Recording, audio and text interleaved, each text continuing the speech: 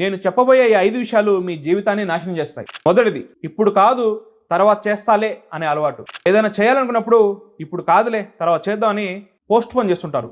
ఈ అలవాటు మీ జీవితాన్ని నాశనం చేస్తుంది. రెండోది, నేను ఫెయిల్ అయితే అందరూ నవ్వుతారు అనుకోవడం. చాలామంది ఏదైనా స్టార్ట్ చేసే ముందే అమ్మో నేను ఫెయిల్ అయితే అందరూ నవ్వుతారేమో అని చెప్పి అసలు స్టార్టే చేయరు. ఈ అలవాటు మిమ్మల్ని నాశనం చేస్తుంది.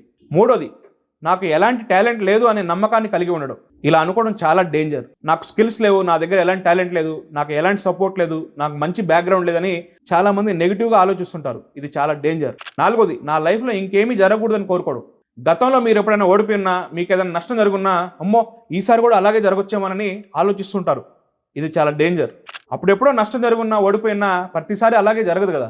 ఐదోది, ఇతరుల అప్రూవల్ లేకుండా నేనేమీ చేయలేను అనుకోవడం. మీరు ఏదైనా చేయాలనుకున్నప్పుడు అమ్మో వాళ్ళు ఒప్పుకుంటారో లేదో, అతనికి నచ్చుతుందో లేదని చెప్పి ఇతరుల అప్రూవల్ కోసం ఎదురు చూస్తుంటారు. ఇలా అనుకోవడం కూడా